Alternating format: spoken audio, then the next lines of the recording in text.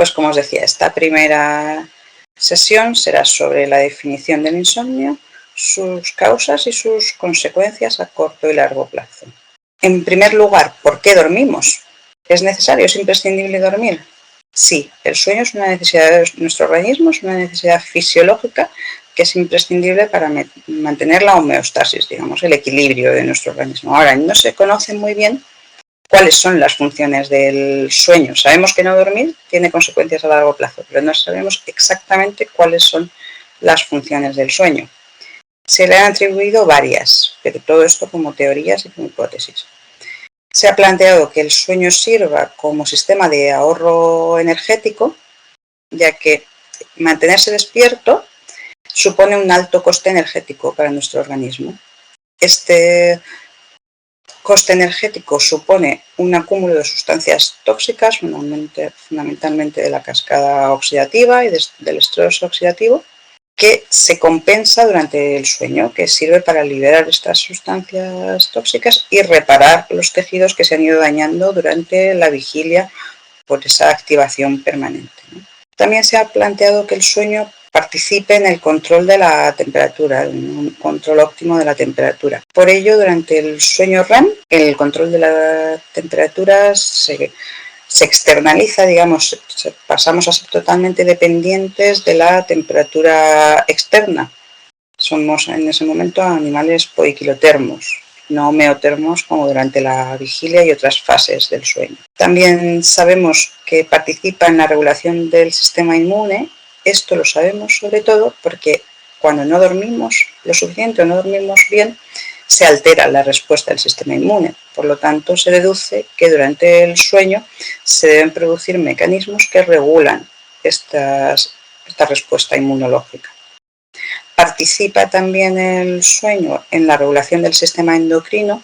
Esto sí conocemos que durante el sueño se segregan algunas de las hormonas, como por ejemplo la hormona de crecimiento o GH. Su pico principal sucede durante el sueño, en el sueño lento profundo. Esto, por ejemplo, es muy importante en los niños que para crecer en condiciones normales necesitan tener conservado esta proporción de sueño lento profundo, que va a ser donde aumente su hormona del crecimiento para producir esa curva de crecimiento acorde con la edad. Pensamos también y se postula que el sueño participa en la consolidación de la memoria, tanto de trabajo como a largo plazo. Ahora, ¿cómo se regula el sueño y por qué se organiza así? Esto sería una representación gráfica del ciclo vigilia-sueño, ¿no?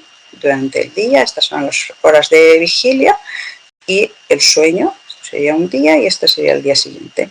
Por un lado tenemos esta curva C que va oscilando, que es el denominado proceso C o circadiano, que quiere decir que dependiendo de la hora del día tenemos mayor o menor propensión al sueño.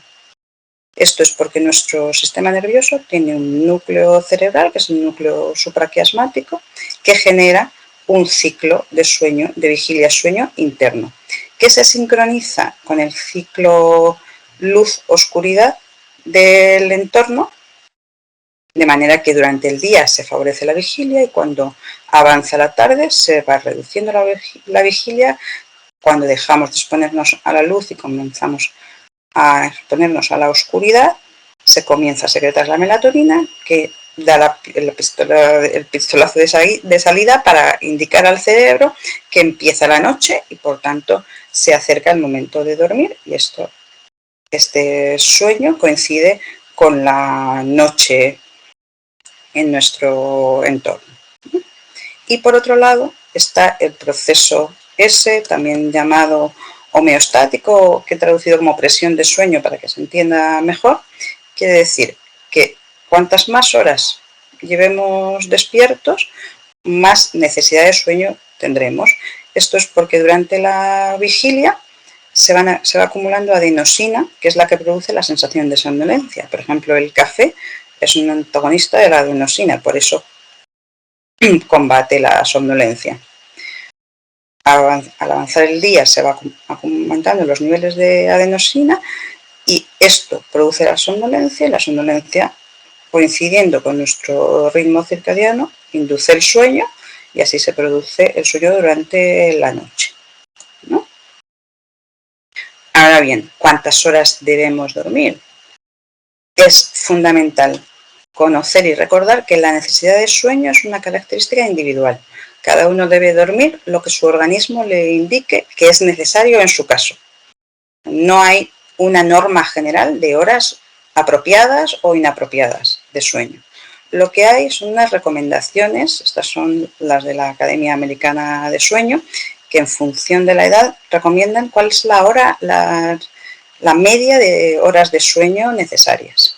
Para los adultos son entre 7 y 9 horas de media, pero puede llegar a 10, 11 o puede ser de 6. Estos serían las personas que duermen poco y que se encuentran bien durante el día. Normalmente los llamamos cortodormidores, y las personas que necesitan dormir muchas más horas para encontrarse bien durante el día son los largodormidores. Pero esto no es patológico. Por eso que una cosa es la media de horas de sueño y otra cosa es la necesidad individual de cada uno. En adultos mayores se reducen un poco las horas medias de sueño, también porque el sueño se fragmenta, se producen más siestas durante el día. Y en niños pequeños la necesidad de sueño es mucho mayor también para favorecer el desarrollo cerebral. Y ahora que sabemos por qué dormimos, ¿qué es el insomnio? El insomnio se caracteriza por una dificultad para dormir, que puede expresarse como una dificultad para iniciar el sueño, hablaríamos entonces de insomnio de conciliación, o una dificultad para mantener el sueño, que sería el insomnio de mantenimiento. Si se dan ambas condiciones, hablamos de insomnio mixto, y también puede ocurrir un despertar precoz antes de la hora deseada o programada. Este es el insomnio por despertar precoz, ¿no? En niños se puede manifestar como una resistencia a irse a la cama o imposibilidad para dormirse o conciliar el sueño si no están sus cuidadores cerca. Hablamos de insomnio crónico cuando esta dificultad para dormir o para mantener el sueño se produce durante más de 3 días a la semana durante al menos 3 meses. Ahora bien, el insomnio es una enfermedad de las 24 horas, no solo de la noche. O sea que estas dificultades para dormir se deben acompañar de síntomas durante el día, porque si a pesar de las dificultades para dormir uno está bien durante el día, no podemos hablar de insomnio. Durante el día, los síntomas más comunes es la dificultad para concentrarse, para atender, un cansancio o fatiga tanto física como mental, pero no la somnolencia como tal, porque el insomnio es una enfermedad de 24 horas. El aumento de la vigilia que veremos que ocurre en el insomnio es las 24 horas. Un insomne generalmente no puede dormir ni de día ni de noche. Y puede acompañarse también de cambios en el ánimo, de irritabilidad, de ansiedad, de tendencia a la depresión. ¿Y este es un problema importante o no? ¿A cuánta población puede afectar estos síntomas? Pues el 100% de la población ha tenido alguna noche de insomnio por unas causas u otras, internas, externas. El 12 al 24% de la población lo refieren como un problema no crónico, pero sí habitual o recurrente, y el 6% de la población cumpliría criterios de insomnio crónico tal y como lo hemos definido, o sea, al menos 3 veces a la semana durante al menos 3 meses. El insomnio es más frecuente en mujeres, su prevalencia aumenta también con la edad y en las mujeres esto se asocia muchas veces a la menopausia. La menopausia es un motivo muy frecuente de insomnio por causas orgánicas, por los cambios hormonales, por los sofocos y la fragmentación del sueño que ocurre a partir de la menopausia. ¿Por qué se produce el insomnio? Pues ante todo, lo primero que hay que descartar es que haya causas médicas. Cuando uno dice no puedo dormir, no nos podemos quedar solo en eso, sino tenemos que preguntar ¿por qué? ¿Qué es lo que le ocurre? Y aquí hay muchas patologías médicas de diferentes sistemas que pueden ocasionar insomnio, como puede ser el dolor a cualquier nivel que impide dormir, entonces no sería tanto un insomnio, sería el dolor que interfiere con el sueño. Problemas cardíacos como la insuficiencia cardíaca o las arritmias que pueden producir dificultad para respirar cuando uno está tumbado, que es lo que se llama ortopnea, luego las arritmias que producen palpitaciones y que pueden dificultar la conciliación del sueño. Problemas respiratorios como el asma o la enfermedad pulmonar obstructiva crónica que dificultan la respiración y que muchas veces empeoran por la noche, también pueden interferir el sueño. Problemas digestivos como el reflujo gastroesofágico, que ocasiona esa sensación de ardor o pirosis ascendente que aparece sobre todo cuando nos tumbamos y por tanto impide dormir o dificulta la conciliación del sueño. Problemas del sistema endocrino como el hipertiroidismo, el aumento de las hormonas tiroideas, lo que produce es palpitaciones, nerviosismo, ansiedad, y esto se acompaña de aumento del nivel de alerta que dificulta la conciliación del sueño. Otros problemas dermatológicos como picor o dolor por lesiones cutáneas, problemas urinarios como la hipertrofia prostática que interrumpe el sueño porque hay que levantarse a orinar durante la noche. También las enfermedades neurológicas primarias, como por ejemplo en las demencias, la propia neurodegeneración afecta al sistema circadiano, envejecen también los núcleos que organizan nuestro reloj interno y se produce insomnio de noche y somnolencia durante el día. También puede haber cefaleas que interrumpan el sueño porque el dolor es de predominio nocturno y la enfermedad de Parkinson, tanto por sus sistemas motores como no motores durante el sueño. También es muy frecuente el insomnio por problemas psiquiátricos, fundamentalmente depresión y ansiedad, aunque también otros como la esquizofrenia o el consumo de tóxicos. Esto sería un primer cribado a hacer por el médico de cabecera. Cuando uno va, no puedo dormir, el médico de cabecera nos pregunta por síntomas que pueden interrumpir el sueño y que puedan tener un tratamiento y un estudio aparte. También hay problemas, enfermedades propias del sueño que pueden manifestarse como insomnio. La apnea del sueño puede manifestarse como un insomnio de mantenimiento. Personas que se despiertan durante la noche y si uno le pregunta, se despiertan porque no pueden respirar por esa sensación de apnea, y si le preguntamos al acompañante, ha observado los ronquidos y las pausas de apnea. El síndrome de piernas inquietas se caracteriza por una dificultad para mantenerse en reposo, por una sensación de inquietud en las piernas cuando uno está durante periodos de reposo a última hora de la tarde y primeras horas de la noche, por lo que no puedo dormir porque no me puedo sentar, no me puedo relajar, no me puedo tumbar. No sería tanto un insomnio sino un síndrome de piernas inquietas. Los movimientos periódicos de las piernas son movimientos involuntarios que ocurren durante el sueño y que se acompañan de pequeños despertares. Y al igual que en la apnea del sueño, puede ocasionar despertares, no sé por qué, pero me despierto periódicamente a lo largo de la noche.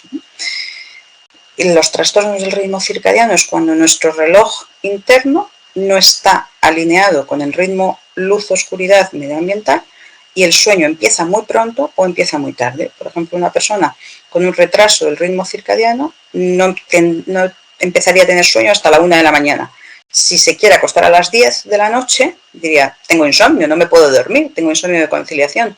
Pero evaluando bien en la historia clínica podemos ver que tiene un trastorno del ritmo circadiano, lo que pasa es que su sueño está retrasado.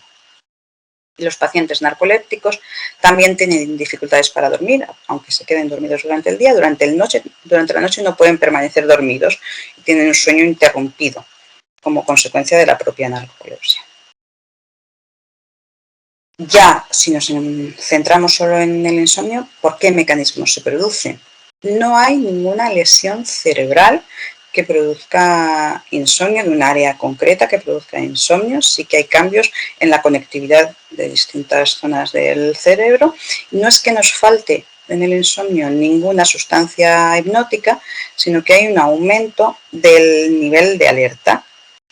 Y la teoría más admitida en la actualidad es el modelo de los 3 factores de Spielman, o el de las 3 P's, también se conoce como el modelo de las 3 P's, en el que el insomnio se produce porque hay primero factores predisponentes que son genéticos, o sea, heredados, sobre esto no podemos intervenir, hay personas más proclives al insomnio y otras menos. También los rasgos de la personalidad, una personalidad muy perfeccionista, muy obsesiva, es más proclive al insomnio. Sobre esto, una persona con estos factores predisponentes sucede un factor precipitante, que generalmente son sucesos vitales estresantes en el paciente o en el entorno, y tras esto se producen los factores perpetuantes que favorecen que el insomnio se cronifique. Y estos factores perpetuantes pueden ser psicológicos, es establecer todo tipo de pensamientos negativos en torno al sueño, y durante el día estar un poco pensando nuestra calidad de día en función de la calidad del sueño de la noche previa, ¿no? Entonces le atribuimos muchas responsabilidades al buen o mal descanso nocturno, cuando eso no está certificado, ¿no? La rumiación de ideas, que es esa obsesión, esas ideas obsesivas que aparecen durante la noche en los despertares, intentar resolver lo que pasó, lo que no pasó, lo que tengo pendiente y lo que ya resolví, y la focalización excesiva en el sueño y su calidad, como decíamos antes, ¿no? Estar demasiado pendientes del sueño, porque el sueño es una necesidad fisiológica que aparece si le dejamos aparecer. Nos tenemos que relajar para que pueda llegar el sueño. Y si estamos una y otra vez pensando y pensando si he hecho bien, si no he hecho bien, si hice, si no hice, estamos aumentando el nivel de alerta y no permitimos que llegue el sueño, aunque estemos muy cansados, porque al contrario, cuanto más activos y cuanto más pensamos en el sueño, más estamos alejando el sueño. También hay factores fisiológicos, como es que después de muchas malas noches seguidas, con frecuencia los insomnes desarrollan una ansiedad anticipatoria ante el momento de acostarse, y ver la cama o ver la habitación ya les hiperalerta, aumenta ese nivel de alerta justo en el momento cuando quieren relajarse, ¿no? Porque ya han hecho una asociación negativa de la cama o del entorno de su habitación con el sueño. Saben que han pasado tan malas noches que esperan una noche más. Y luego hay comportamientos que pueden ser desadaptativos, como es prolongar el tiempo en cama, pensando en que cuanto más tiempo esté en la cama, más oportunidad tendré de dormir. Y sin embargo, lo que ocurre es todo lo contrario. Si prolongamos el tiempo en cama, nuestro cerebro ya no sabe si va a la cama a estar despierto dando vueltas o realmente a dormir. Si no respetamos un horario de sueño regular, tampoco le estamos dando las pistas necesarias a nuestro cerebro para que inicie el sueño siempre a la misma hora y con una regularidad. Y el realizar siesta también reduce la presión de sueño que hemos comentado al principio. Si nosotros nos vamos cargando de adenosina a lo largo del día, será más probable cuando llegue la noche que tengamos sueño y que podamos dormir. Si a mitad de la tarde hemos descargado esa mochila de adenosina,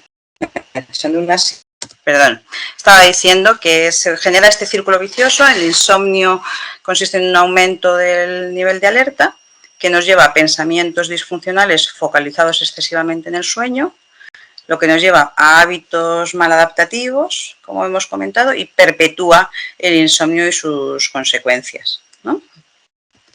Ahora, ¿cuáles son las consecuencias del...? Hablamos de insomnio agudo después de una noche de privación de sueño, una noche sin dormir, que todos hemos tenido por unas otras causas. Al día siguiente, el primer síntoma que tendremos será somnolencia. Y además de la somnolencia, tendremos una reducción en la capacidad de mantener la atención y en la memoria de trabajo, que se traduce en que tardamos más en reaccionar, cometemos más errores tanto por activamente como por omisión, no tenemos tanto control de nuestros impulsos, y esto multiplica hasta 4 veces y media el riesgo de accidentes, tanto de tráfico como laborales. Y también conlleva una reducción de la productividad laboral. Como os dije antes, esto sería una imagen de resonancia magnética funcional de un cerebro insomne después de una noche sin dormir. No hay cambios morfológicos, digamos que la anatomía cerebral es normal, pero funcionalmente hay una menor conectividad, sobre todo de las regiones frontales y tálamo cortical. No están bien conectadas los núcleos profundos del cerebro con la corteza. También, aparte de sobre la memoria, una noche sin dormir afecta a nuestra conducta, porque por esta propia privación de sueño tenemos menor capacidad para controlar nuestros impulsos, porque las redes que favorecen este control de impulsos en el lóbulo prefrontal están hiperactivas. Entonces, somos más impulsivos, más proclives a adoptar conductas de riesgo y no somos capaces de discriminar la recompensa, de manera que favorecemos la recompensa inmediata. Lo queremos todo y lo queremos ahora. Esto puede traducirse, por ejemplo, en compras compulsivas, que nos hemos cohibido en comprarnos durante unas semanas, y esa noche que no has dormido te lo mereces todo, y ese día sí que eres capaz de comprártelo porque eres menos capaz de controlar tus impulsos. Y también se manifiesta en la conducta alimentaria, porque la propia privación de sueño favorece que tengamos avidez por alimentos más hipercalóricos y menos sanos. Junto con esta mayor impulsividad es el momento en que quieres desayunar chocolate y lo necesitas además ahora, no puedes esperar. Y a nivel emocional también tiene consecuencias, nos encontramos más irritables, con una mayor labilidad emocional y reaccionamos de manera desproporcionada ante pequeños estímulos. Estamos hipersensibles, estamos con la fibra muy sensible, ¿no? A la que salta. Que hoy no me hablen porque no he dormido y no sé lo que puedo contestar. Ahora, ¿qué consecuencias tiene el insomnio a largo plazo? En primer lugar, hay algunos estudios que intentan evaluar si hay alguna relación entre el número de horas de sueño y la mortalidad. Lo que han mostrado es que hay una distribución en U, o sea, la mortalidad es mayor para aquellos que duermen muy poco o que duermen muchas horas. Es menor para aquellos que duermen entre 7 y 9 horas. Ahora bien, esto hay que tomarlo con mucha cautela, porque esto no son horas reales de sueño registradas en un estudio de sueño. Estas son las horas que los individuos decían dormir, que puede diferir mucho de las que duermen en realidad, porque el que dice que duerme 4 horas es que está en la cama solo 4 horas, probablemente, y a lo mejor duerme menos. Puede ser que el que diga que duerme 11 horas duerma mucho menos porque tiene un problema de sueño y está durmiendo menos, ¿no? En realidad se confirman un poco las necesidades que decíamos iniciales de sueño, de media 7 a 9 horas. ¿Qué pasa con la siesta? ¿Qué efecto tiene a largo plazo? Pues parece que en aquellos que tienen un sueño nocturno mayor de 6 horas, realizar una siesta aumenta la mortalidad. Y esto se plantea que si es porque esta necesidad de siesta es porque a pesar de un sueño nocturno suficiente, tienen alguna patología que les hace tener somnolencia durante el día, ¿no? Y sin embargo, en aquellos que duermen menos de 6 horas durante la noche, parece que la siesta reduce la mortalidad. Pero en todo caso, esto no puede haber una relación causa-efecto. Estos son estudios que buscan encontrar alguna correlación estadística, pero no son causa-efecto. Sí parece que la reducción del sueño REM por debajo del 15% aumenta la mortalidad y que cada reducción del 5% del sueño REM se asocia a un aumento de mortalidad del 13%. Ahora, puede haber muchas causas diferentes de esta reducción del REM, eso ya sería tema a tratar aparte. Y a nivel de nuestro organismo, el insomnio crónico, ¿qué consecuencias tiene?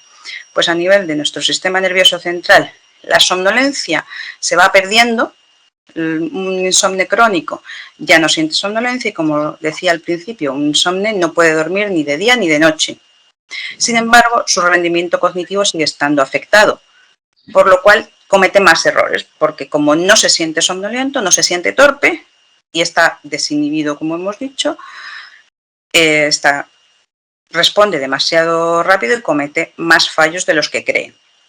También aumenta la prevalencia de enfermedades psiquiátricas, fundamentalmente depresión y ansiedad, que afectan hasta al 40% de los insomnes. Como hemos visto, la depresión y ansiedad pueden causar insomnio y el insomnio puede llevar a depresión y ansiedad.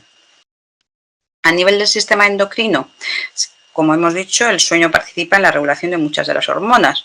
Si uno no duerme lo suficiente, estas consecuencias son sobre todo cuando uno duerme menos de 6 horas de manera mantenida, pero 6 horas documentadas por algún tipo de estudio. No creo que duermo 6 horas, eso es diferente. Se produce un aumento del cortisol vespertino, que es la hormona del estrés, lo que conlleva tener un aumento de la actividad simpática. El pico de hormona de crecimiento, GH, ocurre durante el día en vez de durante la noche, porque no hay tanto sueño lento profundo. Se reduce la TSH, que es la hormona que controla el tiroides. Se reduce la tolerancia a la glucosa y la sensibilidad a la insulina, acercándonos a la diabetes. Y se producen cambios en dos hormonas fundamentales. Aumenta la grelina, que es la que ocasiona la sensación de apetito, de hambre, y se reduce la leptina, que es la que ocasiona la sensación de saciedad, por lo que tenemos más hambre y menos sensación de saciedad. Esto, junto con las noches de insomnio, hace que estos individuos sean más proclives a comer comida poco saludable, junto con que puede que hagan menos ejercicio físico por la fatiga y el cansancio que tienen durante el día, y pueden ser más proclives a consumir tóxicos, ya sea alcohol para relajarse durante el día o para facilitar la conciliación del sueño durante la noche, o tabaco o café para mantenerse despiertos. También la comida a veces se utiliza como método de mantenerse despierto o de paliar la ansiedad durante la noche, ¿no? Conlleva todo conductas que pueden tener efectos a largo plazo. A nivel del sistema cardiovascular, dormir menos de 5 horas durante 2 días a la semana de manera crónica multiplica por 2 el riesgo cardiovascular. Y este mismo aumento del riesgo se produce si uno duerme de manera estable menos de 7 horas al día. Esto es consecuencia, como hemos visto en la diapositiva anterior, de este aumento de las hormonas que median el estrés, de la actividad simpática, de la GH durante el día en vez de durante la noche, y estos hábitos que empeoran nuestros hábitos de vida, ¿no? Y también como consecuencia de la alteración en la respuesta inmune, ya que la privación de sueño aumenta las citoquinas inflamatorias, como la interleuquina 6, el TNF-alfa, que están implicadas también en los mecanismos de daño cardiovascular, esta activación de la cascada inflamatoria. Y también tras el insomnio crónico reduce la producción de anticuerpos tras una vacunación, se entorpece la creación de anticuerpos. Todos estos cambios favorecen la presencia de hipertensión, de aumento de peso y de resistencia a la insulina, que es el paso previo a la diabetes, lo que todo va a llegar a este empeoramiento del riesgo cardiovascular. Por tanto, ¿qué podemos concluir? Que el insomnio es muy prevalente, hasta el 6% de la población general tiene insomnio crónico, insomnio menos frecuente, ya hemos visto que hasta el 25% de la población. Su origen se debe a la presencia de factores predisponentes, precipitantes y perpetuantes y tiene múltiples consecuencias a diferentes niveles. De manera aguda, el insomnio produce una reducción en la atención que nos puede llevar a un aumento del riesgo de accidentes de tráfico y laborales y a una reducción de la productividad laboral. Favorece también las conductas impulsivas, que se manifiesta sobre todo a nivel de conducta alimentaria y en las compras compulsivas, y produce la habilidad o irritabilidad emocional, ¿no?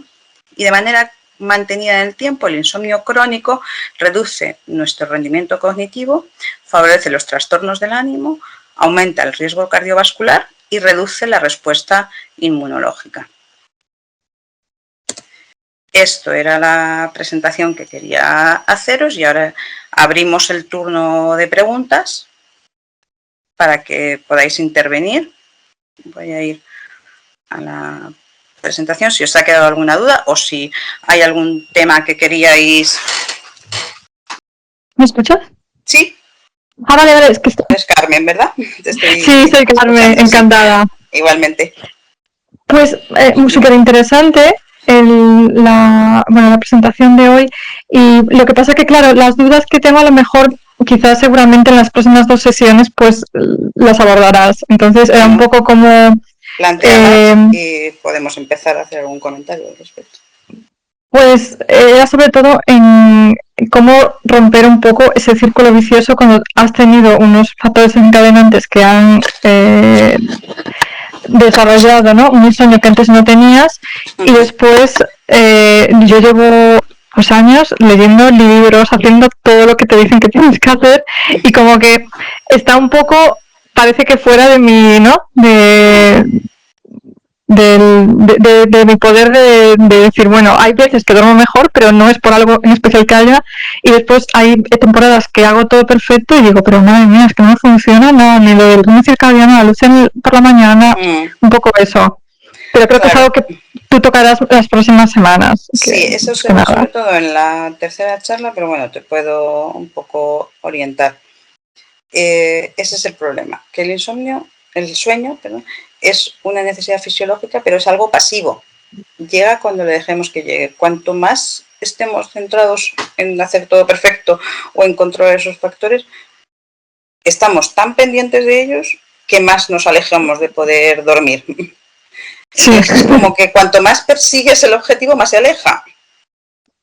Y esto sí que hay técnicas de terapia cognitivo-conductual, algunas se pueden aplicar en la propia consulta y otras necesitan un psicólogo que las aplique, como son la de restricción del tiempo en cama, que es obligar a nuestro organismo a estar solamente en la cama. Si creo que estoy durmiendo 5 horas, estoy acostado solo 5 horas. Eso en las primeras semanas es muy duro, pero lleva a una privación de sueño que aumenta el proceso ese que hemos visto al principio de cómo se organiza el sueño. Como voy a tener más necesidad de sueño, al final dormiré, pero hay que aguantar esas primeras semanas, que es muy duro. También hay otras técnicas que como la intención paradójica, que en vez de meterme en la cama e intentar dormir, lo que hago es que cierro los ojos e intento permanecer despierto. Y como estoy sacando el problema de mí, al contrario, en vez de buscar el sueño, busco la vigilia, acabo durmiéndome. Porque voy por detrás, digamos, porque no lo puedo buscar nunca activamente. Porque el sueño no se puede buscar activamente, igual que no puedo decir, voy a ver si tengo hambre. Lo que pasa es que en nuestra sociedad somos capaces de comer sin hambre. Sí. Porque eso sí, pero no podemos dormir sin sueño. Pero no podemos buscar el sueño. Tenemos que dejar que llegue. Sí, es un tema complejo, pero hay técnicas. Hay varias técnicas y la medicación siempre nos puede servir de apoyo para esto. Vale, pues muchas gracias. Nada. Si alguien más tiene una pregunta. Y si no, continuaremos la semana que viene con el tema de cómo se diagnostica el insomnio. Si hacen falta pruebas, si no, qué pruebas, en qué consisten, cómo se interpretan. Bueno, recordad que la semana que viene hablaremos sobre el diagnóstico del insomnio, por si queréis ir pensando o si tenéis alguna duda ya que plantear, si la queréis ir pensando para la semana que viene. Haremos igual, el formato será el mismo, se os enviará enlace en los días previos y nos conectaremos, más o menos 30 minutos de sesión por mi parte y luego abierto el turno de preguntas para lo que queráis preguntar.